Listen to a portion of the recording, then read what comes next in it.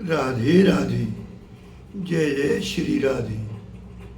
आज हम गोपाल भट्ट की कथा को तीसरा भाग और अंतिम भाग प्रस्तुत करने जा रहे हैं भैया।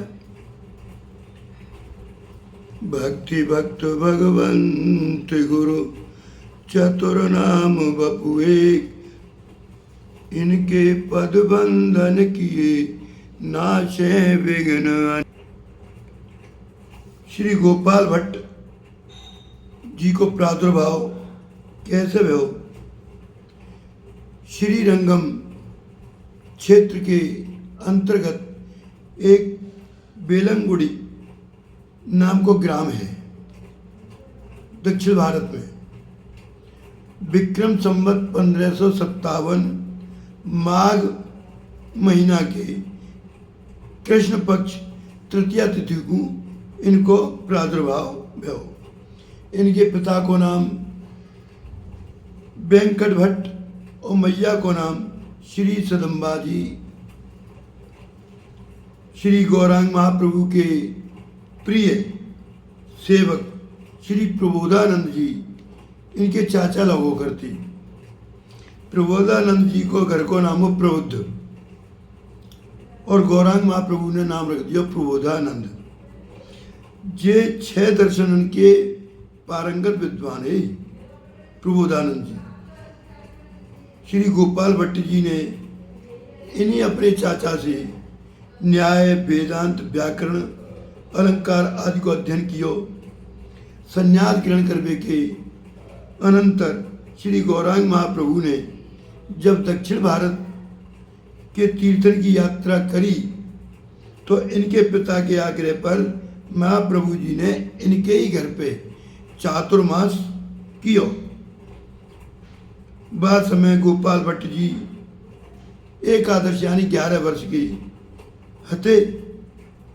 इन्होंने पहले दर्शन में ही महाप्रभु जी के चरण कमलन में अपना तन मन प्राण सब समर्पण कर दियो। इनके परम अनुराग को देख के महाप्रभु जी ने इन्हें गोद में लेके बिठायो और बड़े स्नेहपूर्ण से संसिक्त करते हुए ब्रजलीला के निगूढ़तम भावन को उपदेश कियो। जब चातुर्मास समाप्त भयो तो महाप्रभु वहां से चलवे को प्रस्तुत भये तो गोपाल भट्ट जी को साथ चलवे की हट करने लगे। गोपाल भट्ट जी बोले कि मैं चलूंगा संग अपने महाप्रभु जी के। तब महाप्रभु जी ने इनको मैया पिता की सेवा के बाद वृंदावन जाके श्री रूप गोस्वामी और सनातन गोस्वामी जी की सन्निधि में रहते हुए भक्ति ग्रंथों का अध्ययन और ब्रज के लुप्त हुए तीर्थन को उद्धार, वैष्णव ग्रंथों को प्रणयन और भक्ति के प्रचार को आदेश दियो।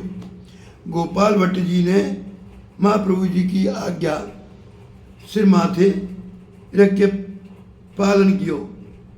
जब समय के अनुसार इनके पूज्य माता पिता को स्वर्गवास होने के बाद गोपाल भट्ट जी ने सब कुछ त्याग के वृंदावन चले गए।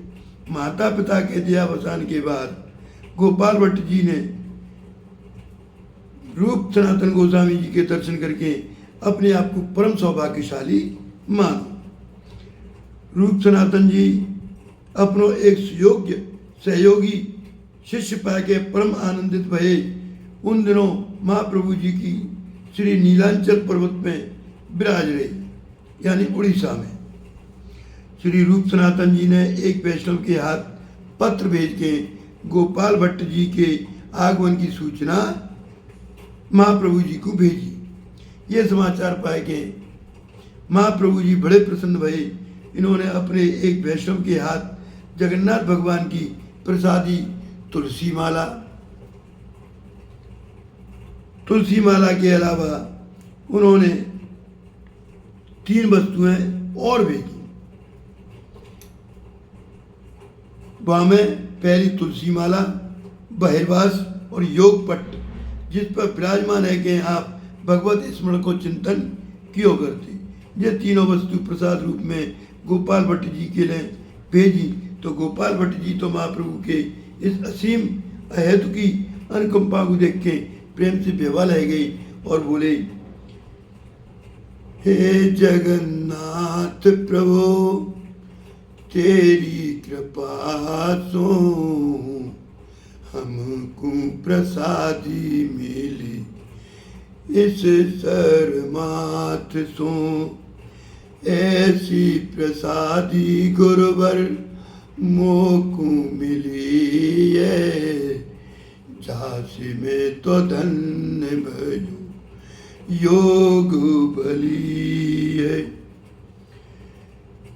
जा कृपा से प्रणाम स्वरूप आगे चल के ये अपने सेव्य श्री शालग्राम भगवान से साक्षात श्री कृष्ण की श्री मूर्ति राधा रमण जी को आविर्भाव भयो।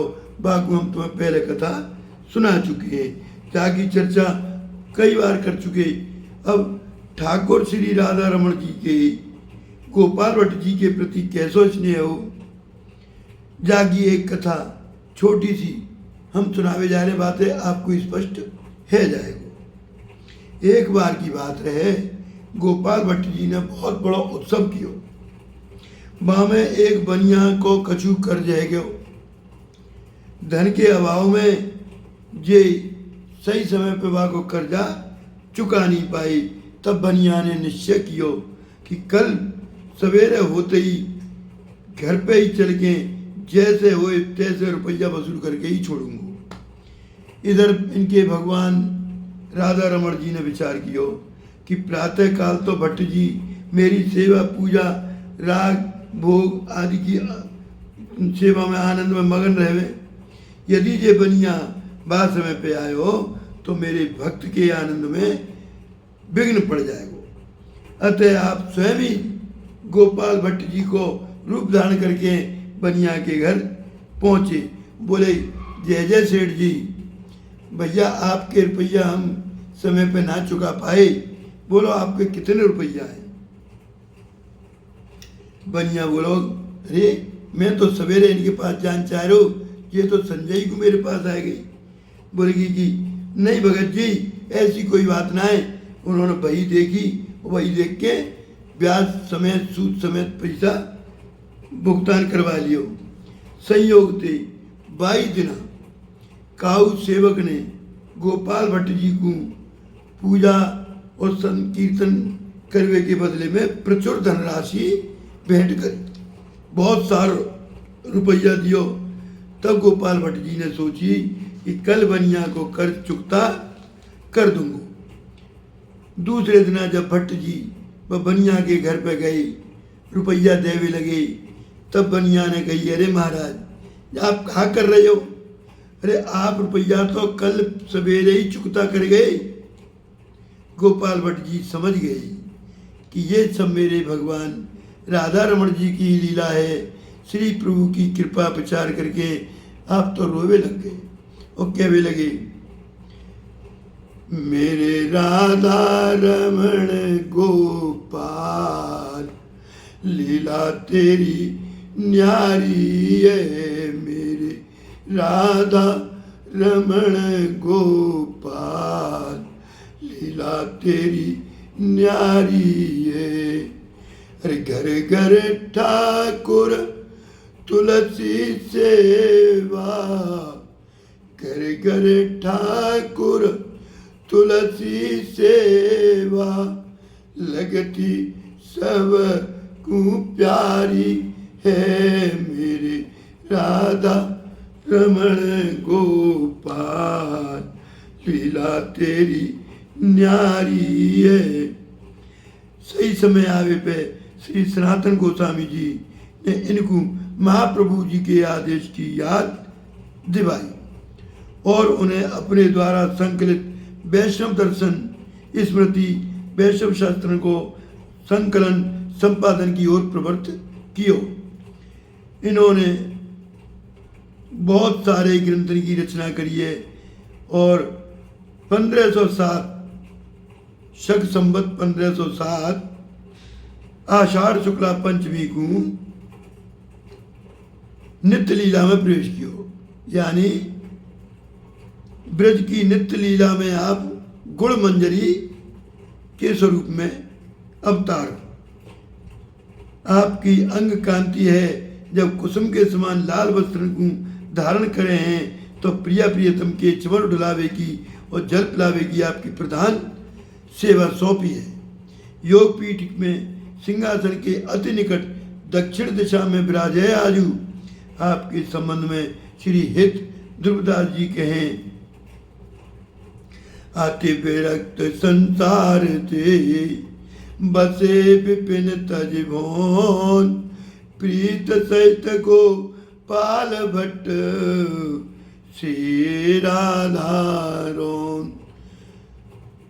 हरि शरणम हरि शरणम, भजे जा राधे राधे, जपे जा राधे राधे।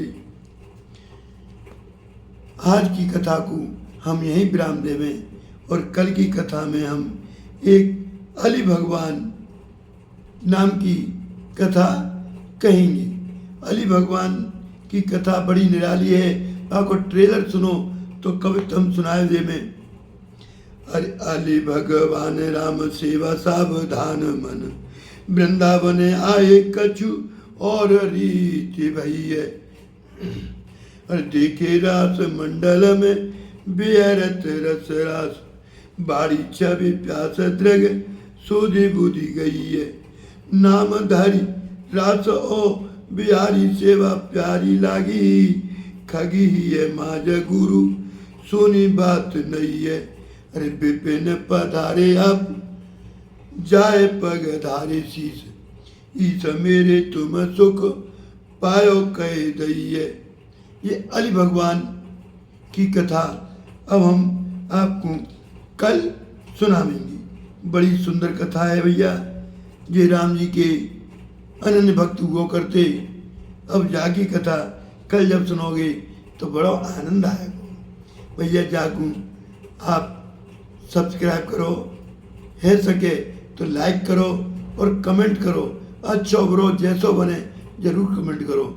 वो को मालूम है मेरी कथा आपको ना पसंद आवेगी, फिर उस सुनावे की मेरी धुन सवार है कि मोए भक्त की कथा आपको सुनानी है। जय जय श्री राधे। राधा मेरी स्वामिनी, मैं राधे को दास, जन्म जन्म मोए दीजियो, श्री वृंदावन को वास।